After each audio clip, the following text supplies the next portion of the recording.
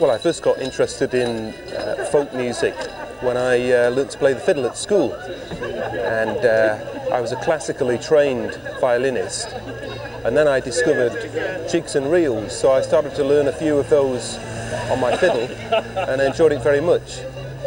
And then I realised that this kind of music was really music that dancing should be done to. So I got involved with a local Morris side, the Durham Rams, and I started to play my fiddle for them. And then gradually I realised that the fiddle wasn't really a very loud instrument for playing outside, so I started to learn the melodeon. And then I started to learn one or two dances as well, so that today I do much more dancing than I do playing. And although I've brought my melodeon today, I've only played it once, but for the rest of the time I've been dancing.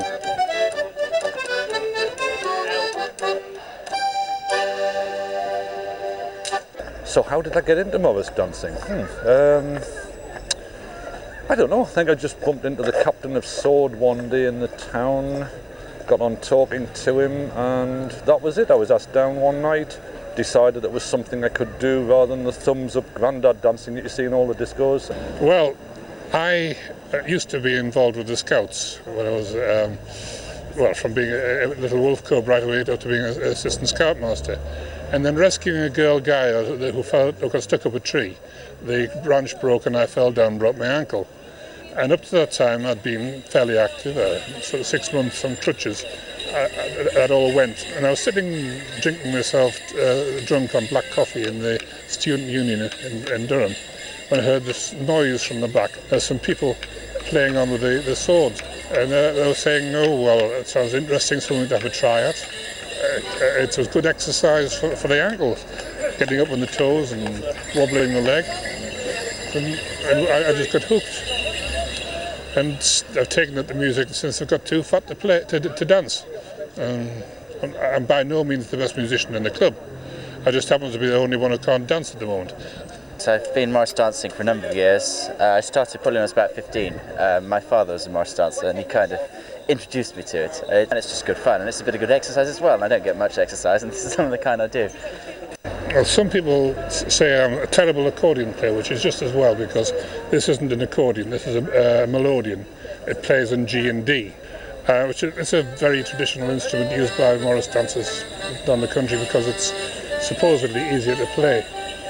The dances we've been doing are from the Cotswolds, and the music, a lot of it is very old, going back to 16th, 15th century. Cotswolds of England, the name itself tells where it comes from. Really has its connections in the old village militia. We could call it the martial arts of England, if you like. The format that we've got now, the handkerchiefs and the bells, is something that developed during the Middle Ages as the country became less reliant on having to defend itself against marauding Welshmen coming over the border or Scots. It became a ritual dance rather than a village practice of having a group of men who could defend the village. I started dancing Cotswold Morris very reluctantly because I thought it was rather sissy. I was pressured into doing it, really to sort of make up the team.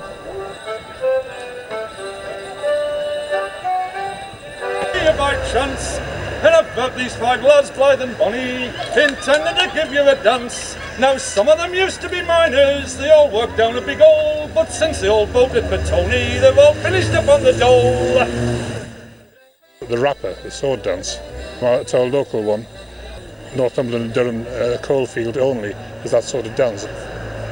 And our own speciality, which is the handsteels dance, that Ron learned off his uncle many years ago.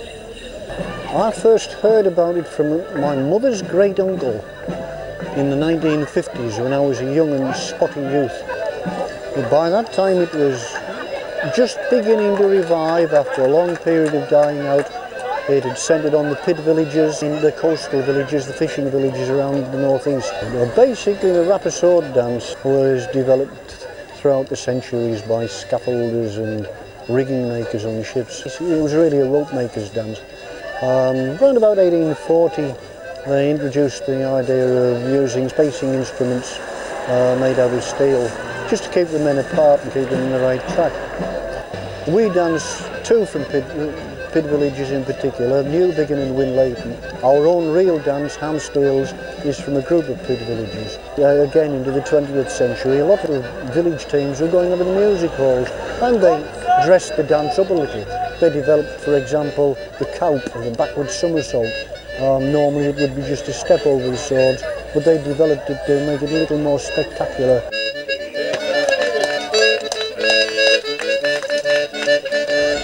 The tying of the swords into knots and then eventually locking them into a star and holding them on high is fairly typical of what happens in any rapper dance.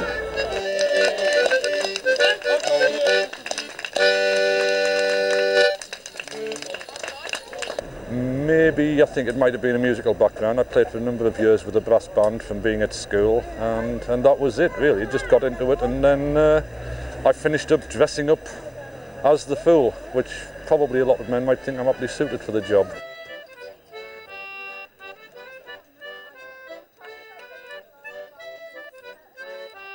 It's traditional, I suppose, in certain areas for the musician to dress differently from the rest of the team. The raggy jacket, it's really there just to keep me warm.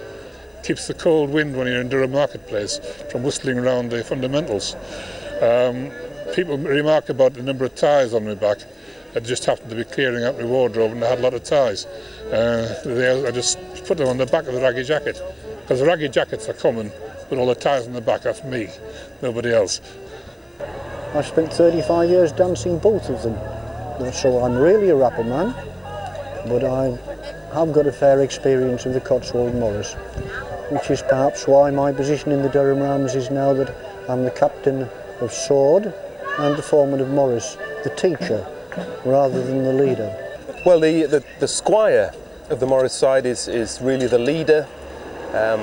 He decides on the policy of the dancing. He makes sure that the standards are kept high. Strange term, it derives from the origins of Morris when the bagman was responsible for carrying the sticks and collecting the money. Basically, that was everything went into the bag and he was responsible for doing that. The modern day term would be basically secretary, handles the bookings, makes sure that the men turn out, and generally is sort of the whipper in, if you like. And it's fortunate that we're not a ladies' side. I suppose really I would be called a bag lady, but it's a job. Someone's got to do it. I went out for a pub at the AGM, came back, hey presto, I'm the bagman.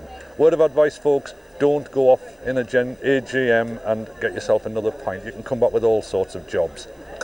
I just enjoy folk music in general, and Morris dancing is a particularly good part of that, and the whole tradition of English culture, which I often feel is neglected and no attention is paid to it. So I think it's very good that people are doing this.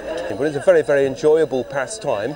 You're keeping a great tradition alive, something which has been going for hundreds and hundreds of years. And at Sedgefield Fair, we get the opportunity to dance throughout the day, maybe a couple of spots in the marketplace to a big crowd, and then generally dancing around the village. And we've been coming here probably for 20 odd years, and it really is a very, very good day, particularly if the weather is nice like it is today.